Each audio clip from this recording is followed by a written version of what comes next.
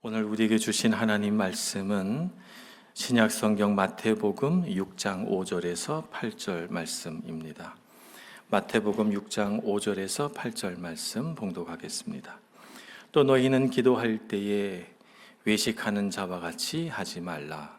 그들은 사람에게 보이려고 회당과 큰 거리 어귀에 서서 기도하기를 좋아하느니라.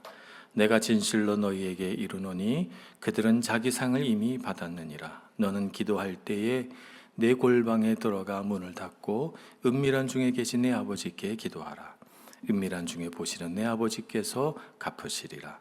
또 기도할 때에 이방인과 같이 중언부언하지 말라. 그들은 말을 많이 하여야 들으실 줄 생각하느니라. 그러므로 그들을 본받지 말라. 구하기 전에 너희에게 있어야 할 것을 하나님 너희 아버지께서 아시느니라. 아멘. 지난주에 기도하고자 하는 열망이 중요하다 이런 말씀을 드렸습니다.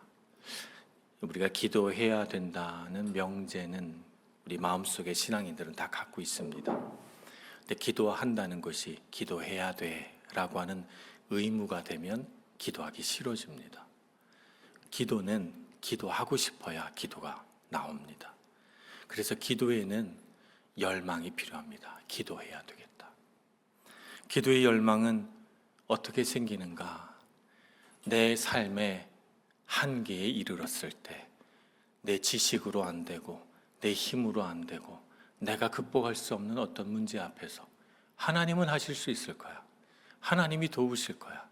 내 힘 너머에서, 내 한계 너머에서 일하시는 하나님을 바라보고 그분을 신뢰할 때 기도가 나오는 거예요. 한나는 자기 삶에 어쩔 수 없는 그런 상황 앞에서 하나님의 이름을 부르고 자기 힘으로 할 수 없으니까 하나님께 구하는 거죠. 그리고 하나님은 그의 기도를 들어주셨습니다. 하나님은 기도하는 사람에게 반드시 평안을 주시고 미래의 소망을 주십니다. 이 사실을 잊지 않고 평생도록 기도하기를 즐거워하는 저와 여러분 되기를 소망합니다. 오늘 우리가 배우려고 하는 것은 그러면 우리가 어떻게 기도해야 할까? 예수님은 이렇게 기도하라 말씀하시면서 오늘 마태복음 6장의 말씀으로 가르치십니다. 먼저는 사람에게 보이려고 기도하지 말라는 것이죠. 은밀한 중에 보고 계시는 하나님께 나아가 기도하라 이렇게 가르치십니다. 근데 이 말씀을 보니까 이 말씀은 기도 못하는 사람이 아니라 기도하는 사람을 향해서 주시는 말씀이에요. 왜냐하면 나는 기도 못해. 나는 사람들 앞에서 기도 못해. 이렇게 생각하는 사람들은 사람들 앞에서 기도하기를 아예 포기하죠. 나 시키지 마세요. 이렇게 할 거예요. 그죠? 그러니까 오늘은 내가 그래도 좀 기도해 본 사람들에게 주시는 주님의 가르치십니다. 이렇게 볼 수가 있습니다. 사람에게 보이려는 기도는 그래도 나름 기도를 잘 한다라고 하는 평판을 듣는 사람인 경우가 많은 것 같아요. 기도를 하다 보면 어떤 단어를 선택하고 어떤 억양으로 말하면 사람들이 감동하는지를 우리는 본능적으로 느끼게 됩니다. 그렇게 하다 보니까 기도의 기술이 늘게 돼요. 그러면서 기도가 점점 하나님이 아닌 사람을 향해 가기가 쉬워지는 것 같습니다. 내가 오늘 기도를 잘했나 못했나 라고 하는 그 기준은 무엇입니까? 그 기준이 성도들이 나의 기도에 대해서 피드백을 어떻게 해줬나가 아니라는 사실을 우리가 반드시 기억해야 합니다. 내 기도를 잘했나 못했나 여부는 어떻게 평가가 되냐면 하나님이 기뻐하시는 기도를 했나 그렇지 못했나인 거예요. 예수님 당시에 기도를 참 잘한다고 평가받은 사람들은 바리새인들이었습니다. 그들은 기도의 베테랑이었어요. 그들은 누구보다 기도를 많이 했고 잘했죠. 하루에 3번, 오전 9시, 오후 12시, 오후 3시 이렇게 시간을 맞춰서 철저하게 기도했습니다. 그 시간이 되면 자신이 어디에 있든지 간에 회당이든 큰 거리 어귀든 시장이든 가리지 않고 하늘을 우러러 팔을 벌리고 하나님을 향해 간절히 기도했습니다. 이들의 경건한 삶, 기도를 이렇게 철저하게 하는 이들의 경건한 삶에 대한 사람들의 평가가 좋아지면서 그들의 기도가 점점 사람을 향하기 시작했다는 것입니다. 사람들을 의식하면서 사람들의 저 사람은 참 신실한 사람이야 라고 하는 평가를 듣기 위하여 그렇게 짐짓 기도하는 척하게 되었단 말이죠. 그런데 기도는 어떤 것입니까? 기도란 하나님과의 진실한 관계 안에서 오직 하나님께만 내 마음속 깊은 고민과 간절한 소망을 이야기하는 것이 기도 아니겠어요? 그죠? 사람 들으라고 하는 것이 아니라 하나님 들으라고 하는 게 기도죠. 우리가 이런 거 한번 상상해 봅시다. 어느 효창하게 말 잘하는 아들이 아버지와 모처럼 카페에 앉아서 이야기를 한다고 생각해 봐요. 카페에 사람들이 많이 앉아서 대화를 하고 있는데 이 아들이 자기 맞은편에 있는 아버지는 쳐다보지도 않고 곁에 있는 다른 사람들에게 나 말 잘하지 이거 보여주려고 아버지에게 유창하게 말을 한다고 생각해 봐요. 그러면 이 아버지와 아들이 정상적인 관계로 느껴지십니까? 아버지가 이 아들을 어떻게 볼 것 같아요? 나는 이 자리에 없어도 되겠네 이렇게 생각할 수도 있고, 나를 이렇게 앉혀놓고 이용하고 있는 거 아니야? 이렇게 생각할 수도 있잖아요. 그죠? 사람에게 보이려고 하는 기도는 우리가 사람을 빗대어서 생각해 보면 이렇게 하나님 앞에 해서는 안 될 행동을 하고 있다 이런 뜻입니다. 예수님께서는 기도할 때는 골방에 들어가 은밀한 중에 계신 하나님 아버지께 기도하라 이렇게 말씀하셨는데 이 말씀의 의미가 바로 이겁니다. 아버지께 기도하고 싶은가? 그러면 다른 사람은 의식하지 말고 오직 하나님만 바라보라는 거예요. 하나님과 나 둘만 있는 것처럼 나의 골방으로 들어가서 오직 하나님의 얼굴을 바라보고 그분의 눈을 맞추면서 그분을 향해 기도하라 라고 말씀하고 있는 것입니다. 우리의 기도는 하나님께서 들으셔야 합니다. 그런데 어쩔 수 없이 사람들 앞에서 기도해야 될 때가 있죠. 예배 중에 하는 공적인 기도가 그 중에 하나인 것 같습니다. 어쩔 수 없이 사람들 앞에서 기도해야 될 때가 있습니다. 그럴 때는 그럼 어떻게 해야 되는가? 그럴 때는 이렇게 하시기 바랍니다. 하나님과 단둘이 있는 시간에, 나와 하나님과 단둘이 있는 골방에서 충분히 하나님께 기도하면서 하나님 들으시라고 그 자리에서 기도문을 써보는 거죠. 하나님께만 드리는 기도 말입니다. 그렇게 기도문을 미리 작성하는 것이 좋은 것 같습니다. 기도문을 작성하는 과정에서 하나님과 충분히 대화하고 그분을 향해 나의 은밀한 마음을 다 올려드렸다면 그건 하나님이 들으시는 기도잖아요. 그죠? 하나님을 향한 기도잖아요. 그 확신을 가지고 이 공적인 자리에서 성도를 대신하여 하나님께 내가 기도를 읽어드린다 이런 마음으로 기도하라는 것입니다. 물론 기도문을 읽을 때도 우리의 마음은 오직 하나님을 향해야 됩니다. 그래서 우리가 기도할 때, 기도하기 전에 이런 마음을 품어야 합니다. 하나님 아버지, 비록 제가 성도들을 향해 서서 성도들이 듣는 자리에서 기도하지만 제 마음은 오직 하나님을 향해 있습니다. 하나님의 보좌만 바라봅니다. 이런 마음으로 기도하면서 이 기도의 자리에 서야 하는 것입니다. 그리고 우리가 잊지 말아야 할 것이 또 하나 있습니다. 지금 이 자리에서 나의 기도를 듣는 성도들은 나의 기도를 평가하는 평가단이 아닙니다. 나의 기도에 아멘이라고 화답하며 하나님을 향해 함께 기도하는 기도의 동력자들 아닙니까? 그죠? 그러니까 우리는 우리 성도들과 함께 기도하는 것입니다. 기도를 두려워할 필요도, 사람을 의식할 필요도 없이 하나님 앞에 용기 있게 간절한 마음으로 하나님만 들으시라고 기도할 수 있는 우리가 되기를 소망합니다. 그래서 우리가 하는 사람들 앞에서 하는 기도, 대표 기도는 마치 이런 것과 같습니다. 아버지, 어머니 칠순 때 우리가 잔치해 드리잖아요. 그럴 때 보면 자녀들이 이 편지를 써가지고 가족 중에 제일 연장자나 자녀들 중에 제일 나이 많은 그 자녀가 감사 편지 읽어주더라고요. 그런 것과 똑같은 것 같습니다. 온 가족이 보는 앞에서 감사 편지를 낭독하듯이, 비록 가족들이 다 듣고 있지만 그 편지의 수신자는 누구예요? 가족들이 아니죠.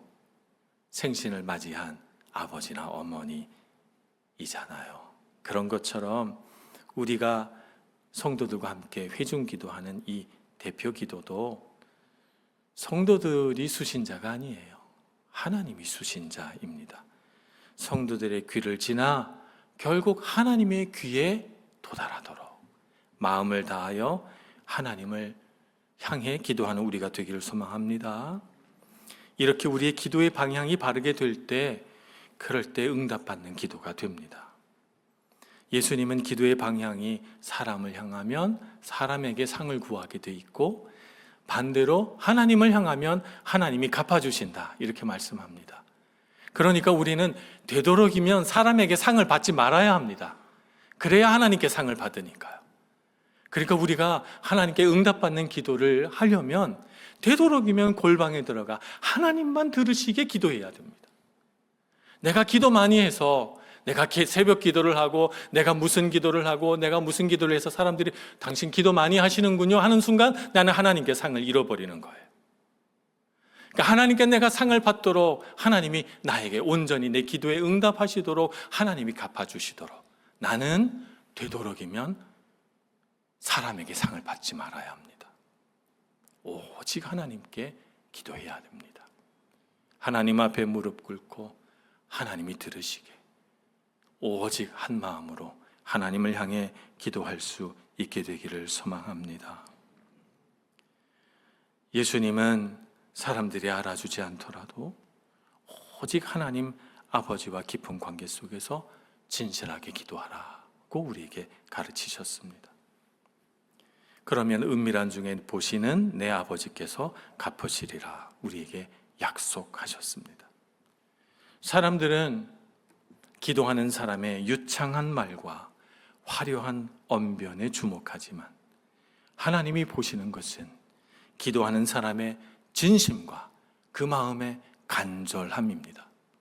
얼마나 말을 잘하느냐는 하나님의 눈에 보이지 않습니다. 하나님은 마음이 중요합니다. 오직 하나님을 향한 신뢰, 그분을 향한 간절함만이 우리의 기도의 내용이 되기를 소망합니다.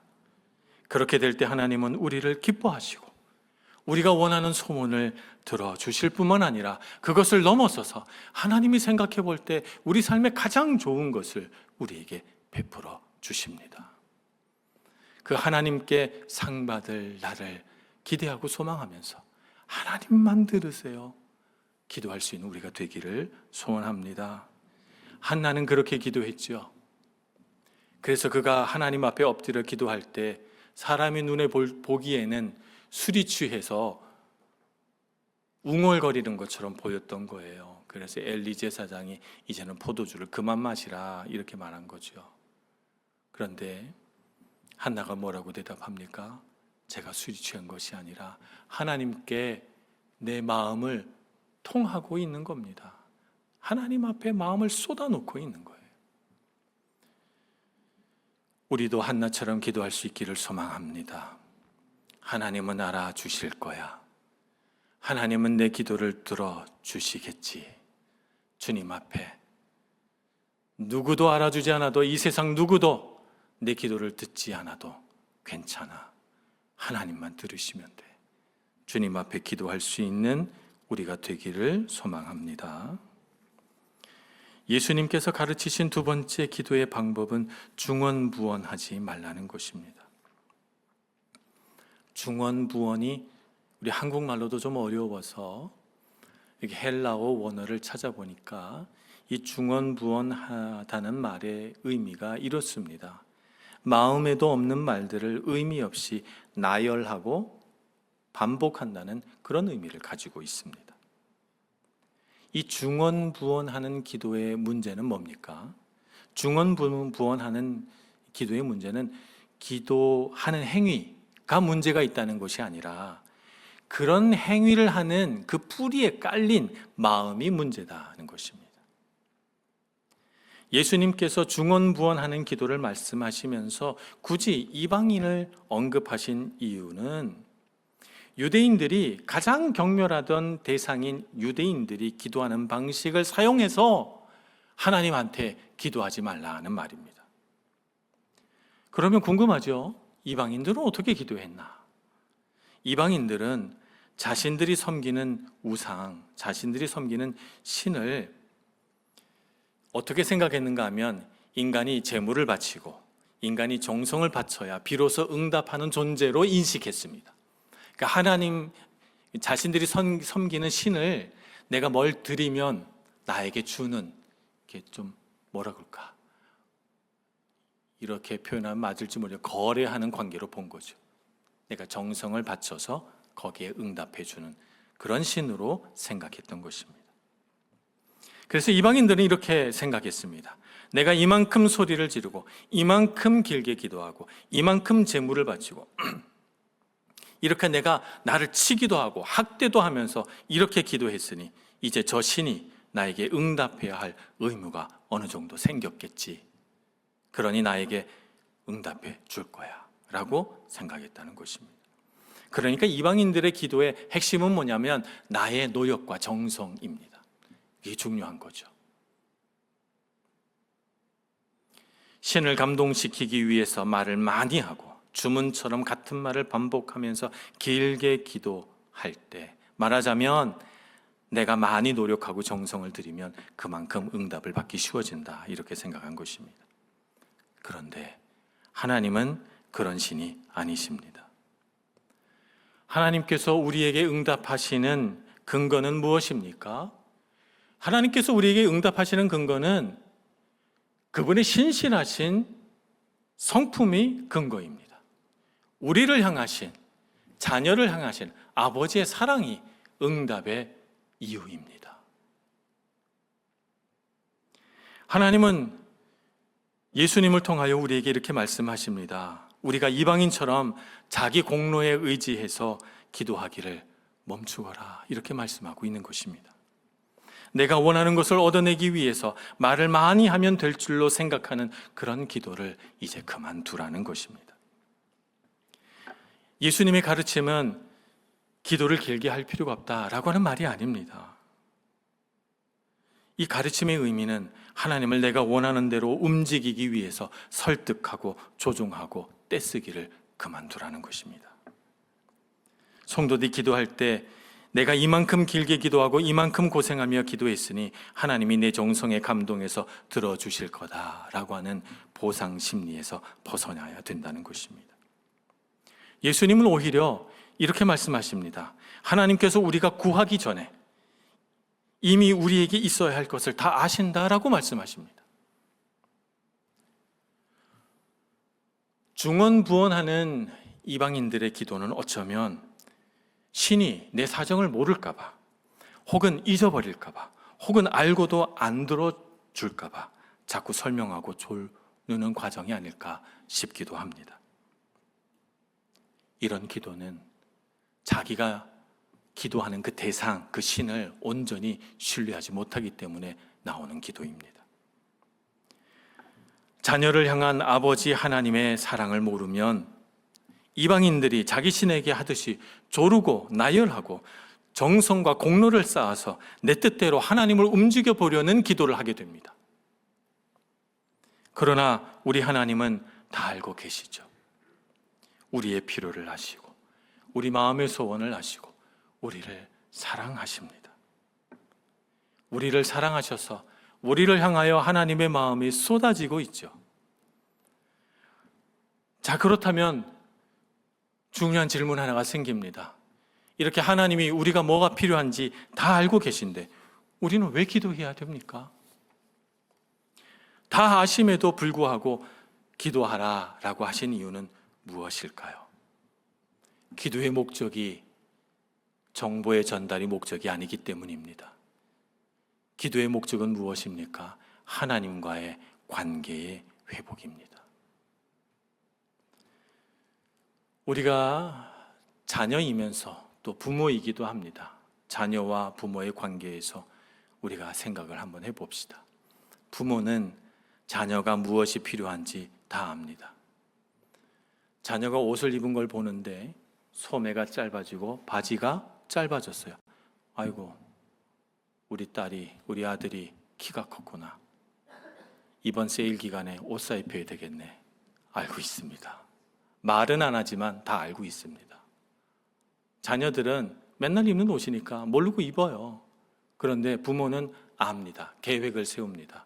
언제 시간이 비고 언제 가서 옷 사줘야지. 장 볼 때 어떤 거 삽니까?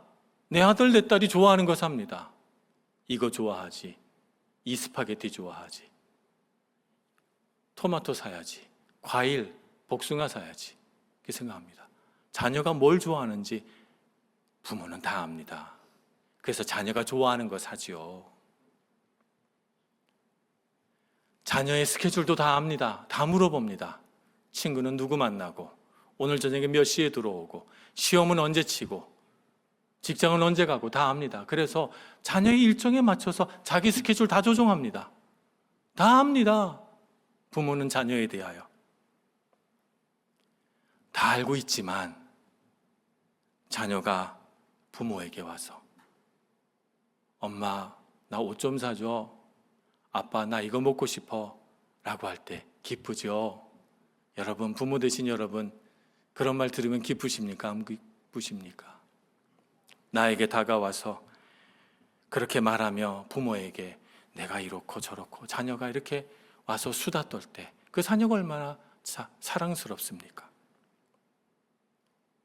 하나님은 우리가 필요한 것을 하나님께 받아가는 것 그 자체보다 받아가는 과정을 기뻐하십니다. 받아가기 위하여 우리에게 와서, 하나님 앞에 와서 대화하고 조잘조잘 수다 떨고 이야기하기를 기뻐하십니다. 그 과정에서 자녀가 하나님을 얼마나 사랑하는지를 알게 되고, 그 과정 속에서 하나님의 사랑이 그 자녀에게 쏟아지고, 그 기도를 통하여 하나님과, 아버지 되신 하나님과 자녀인 우리는 더 깊고 친밀한 관계를 맺게 되는 것입니다. 하나님이 원하시는 것은 그것입니다. 그러니까 기도란 하나님께 나의 필요에 대한 정보를 드리는 시간이 아닙니다. 하나님과 대화하는 시간이고 하나님과 진실한 관계를 맺는 시간인 것입니다. 그렇기 때문에 기도할 때 우리는 하나님 아버지를 신뢰하고 의지하는 우리 마음의 고백이 중요합니다. 아버지, 저는 아버지의 도움 없이는 살 수 없는 존재입니다. 아버지 외에 이 세상에 내 마음을 아는 사람이 있습니까? 오직 아버지만 제 마음 아십니다. 고백할 수 있는 우리가 되기를 소망합니다. 예수님께서 오늘 기도를 가르치시면서 하나님을 향하여 반복해서 너희 아버지라고 부르시는 것도 바로 이런 맥락입니다. 이방인의 기도는 신과의 관계보다 내가 신으로부터 무엇을 얻어내는가라고 하는 것이 더 중요하지만, 우리는 하나님의 자녀로서 내 필요를 채우는 것보다 내 기도하는 아버지와의 관계가 더 중요하다는 것을 잊지 말아야 되겠습니다. 우리의 기도에 하나님께서 응답하시는 이유는 우리가 유창하게 기도해서가 아닙니다. 우리가 기도할 때 정성을 많이 쏟아서도 아닙니다. 우리에게 응답하시는 이유는 우리를 사랑하시기 때문입니다. 하나님 아버지는 자신의 자녀들에 대하여 자비로우시며 부유하시며 은혜가 풍부하십니다. 이방인의 기도는 신이 내 기도를 들어줄지 안 들어줄지 몰라서 불안해서 중언부언 기도하지만, 아버지를 향한 자녀의 기도는 이미 아신다라고 하는 약속 위에서 드리는 기도이기 때문에 평안합니다. 자녀의 요청을 거절하지 않으시는 아버지를 향하여 기도하기 때문에 응답해 주실 것이다 라고 하는 확신이 있습니다. 하나님께서 다 아신다라고 하는 이 예수님의 선언은 제자들을 향하여 이렇게 가르치고 있는 것입니다. 너희는 이제 그 수준의 염려에서 해방되어져 좋다라고 하는 자유의 선언인 것입니다. 이제 더 이상 내 필요를 채우기 위해 하나님을 설득하고 하나님을 움직이려고 하는데 에너지를 쏟지 않아도 괜찮다라고 하는 말이죠. 내 필요에 대한 걱정에서 해방된 기도, 그런 기도를 하나님께 드리라는 뜻입니다. 그러면 내 필요를 채워야 되는 이런 기도에서 벗어난다면 우리 기도는 어디를 향해야 될까요? 마태복음 6장 31절에서 33절 말씀을 보겠습니다. 그러므로 염려하여 이르기를 무엇을 먹을까 무엇을 마실까 무엇을 입을까 하지 말라. 이는 다 이방인들이 구하는 것이라. 너희 하늘 아버지께서 이 모든 것이 너희에게 있어야 할 줄을 아시느니라. 그런즉 너희는 먼저 그의 나라와 그의 의를 구하라. 그리하면 이 모든 것을 너희에게 더하시리라. 예수님은 우리의 기도가 하나님의 나라와 그분의 의로 향해야 한다라고 말씀하고 있으십니다. 성도의 기도는 내 필요를 채우는 기도를 넘어서서 하나님의 나라와 그의 뜻을 하나님의 뜻이 이 땅에 이루어지기를 갈망하는 기도로 나아가야 합니다. 그래서 예수님은 우리 기도 순서를 바꾸라고 말씀하십니다. 내 필요를 먼저 기도하고 그리고 나서 여유가 있으면 하나님의 나라, 하나님의 뜻을 위하여 기도하는 것이 아니라 먼저 하나님의 나라와 의를 구하고 기도하면 이 모든 것을 너희에게 더하여 주신다. 이렇게 말씀하고 있기 때문입니다.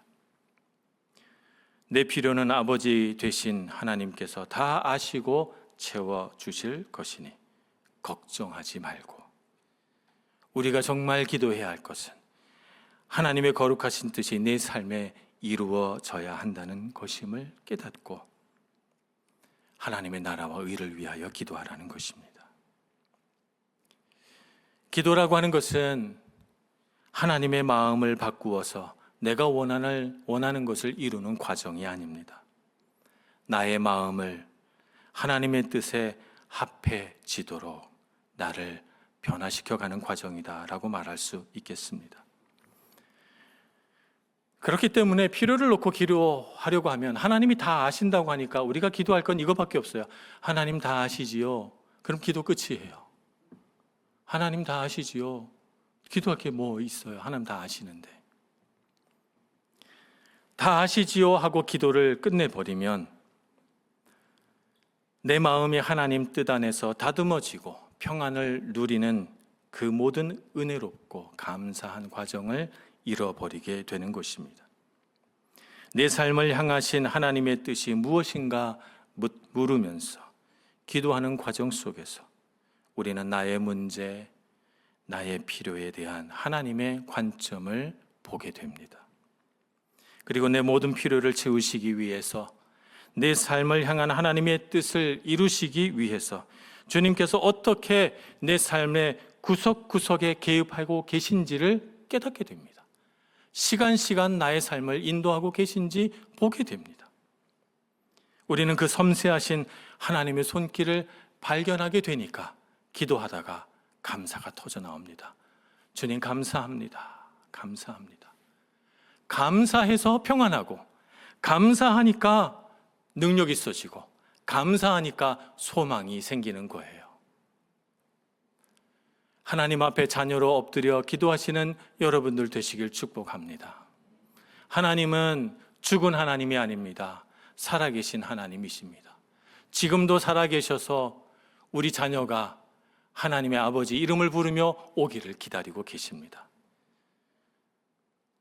자녀가 나올 때 부모의 마음이 기쁜 것처럼 하나님 앞에 기도하려고 우리가 나아가면 하나님이 기뻐서 얼른 와서 우리를 안아주시고 그 품 안에서 우리가 평안히 기도하게 해주시리라 믿습니다. 응답해 주실 하나님의 능력을 기대하고 소망하면서 감사함이 넘치는 기도, 기쁨이 넘치는 기도를 드릴 수 있는 여러분 모두가 되시길 간절히 소원합니다. 기도하겠습니다.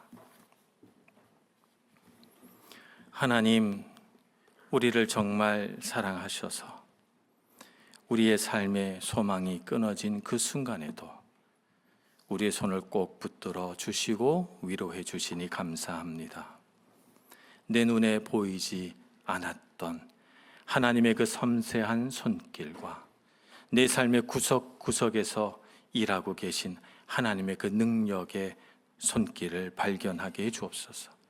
더 기쁘게, 더 감사하게, 더 능력 있게 기도할 수 있도록 하나님 저희들을 인도해 주시고 기도가 의무가 아니라 기도가 기쁨이 되고 감사함이 되는 저희들의 삶이 되게 하여 주시옵소서. 예수님의 이름으로 기도합니다. 아멘.